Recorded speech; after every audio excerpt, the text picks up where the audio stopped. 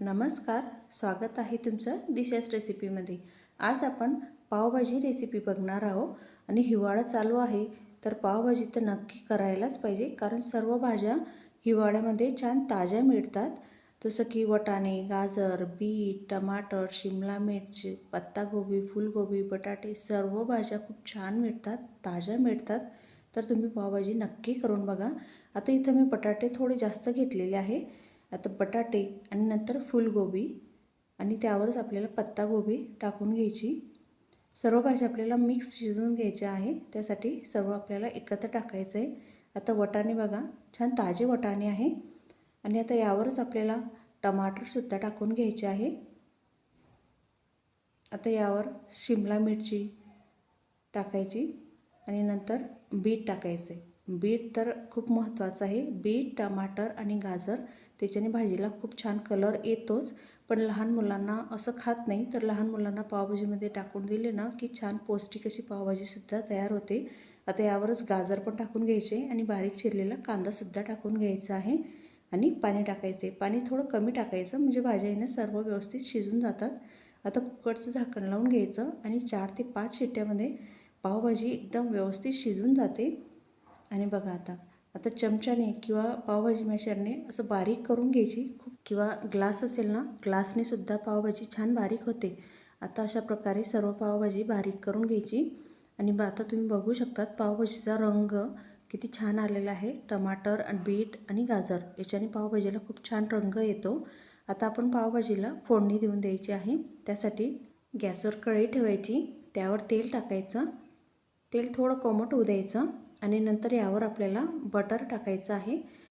Butter टाकायचं आपल्याला optional आहे, टाकायचं असेल तरच टाका, नाही टाकलं तरीसुद्धा चालेल।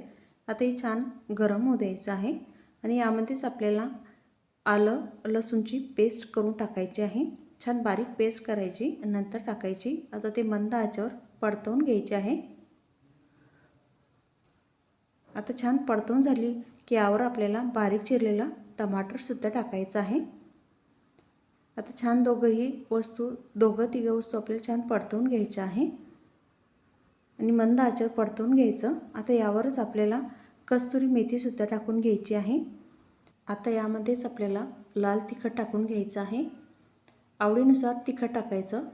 अर्धा चम्मच हळदी पावडर टाकायची, थोडासा मी घरचा गरम मसालासुद्धा टाकलेला आहे, अर्धा चम्मच धना पावडर टाकायची। थोडं तिखट कमी वाटत होतं म्हणून मी अजून थोडंसं तिखट टाकलं। थोडंसं पाणी टाकायचं आणि पूर्ण मसाला मंद आचेवर परतवून घ्यायचा आहे। बघा छान मंद आचेवर परतवून घ्यायचा आणि नंतर पावभाजी मसाला टाकून घ्यायचा आहे। आता पावभाजी मसाला टाकल्यावर थोडंसं अजून मसाला थोडा कोरडा वाटत होता म्हणून मी यामध्ये थोडंसं पाणी टाकायचं आणि आता पूर्ण मसाला मंद आचेवर परतवून घ्यायचा आहे। आता छान मसाला परतवून झालेला आहे। आता पूर्ण बारीक केलेली पावभाजी यामध्ये टाकून घ्यायची। पावभाजीचा तुम्ही रंग बघू शकता, खूपच छान आलेला आहे आणि आता यामध्येच आपल्याला थोडंसं पाणी टाकून घ्यायचं आणि पूर्ण पावभाजी मिक्स करून घ्यायची आहे। आता यामध्येच आपल्याला चवीनुसार मीठसुद्धा टाकून घ्यायचं आहे। आता मीठ टाकून झालं की पूर्ण पावभाजी परत मिक्स करून घ्यायची। बघा अशा प्रकारे छान पावभाजी मिक्स करून झालेली आहे। आता यामध्ये मी थोडासा पावभाजी मसाला वरतूनसुद्धा टाकणार आहे। पावभाजीचा मसाला जेव्हा आपण कलसून घेतो ना, त्यामध्ये थोडासा पावभाजी मसाला तर कलसून घ्यायचंच, पण पावभाजी जेव्हा तयार होतं ना तेव्हा पावभाजी मसाला वरतूनसुद्धा टाका, भाजीला खूप छान चव येते। तुम्ही ही ट्रिक नक्की ट्राय करून बघा। आता बघा असं पूर्ण पावभाजी आता छान मिक्स करून घ्यायची आहे, कारण की पावभाजी मसाला आपण थोडा वरतूनसुद्धा टाकलेला आहे, त्यासाठी मिक्स करून घ्यायची आणि मंद आचेवर ठेवून द्यायची आहे। आता मी पाव गरम करून घेणार आहे, त्यासाठी पॅनवरती बटर टाकायचं। आता मी इथं मसाला पाव करणार आहे, त्यासाठी बटर टाकायचं, ते थोडं मेल्ट होऊ द्यायचं। त्यावर थोडीशी हळद टाकायची आणि थोडा पावभाजी मसाला टाकायचा। तुम्हाला जर तिखट टाकायचं असेल तेही टाकलं तरीसुद्धा चालेल। थोडासा कोथिंबीर टाकायचा आणि छान परतवून घ्यायचा। आता पावचे छान 2 भाग करून घ्यायचे आणि अशा प्रकारे पाव शेकून घ्यायचे आहे। त्या मसाल्यावर पाव ठेवून द्यायचे आणि शेकून घ्यायचे। बघा मसाला पाव तर खूपच छान लागतो। दोघं साईडने पाव शेकून घ्यायचे आहे आणि बघा मसाला पाव तर तयार झालेले आहे। पावभाजीसोबत मसाला पाव खूप छान लागतात। तुम्ही असे मसाला पाव नक्की करा। आता पावभाजी सर्व करून घ्यायची आहे।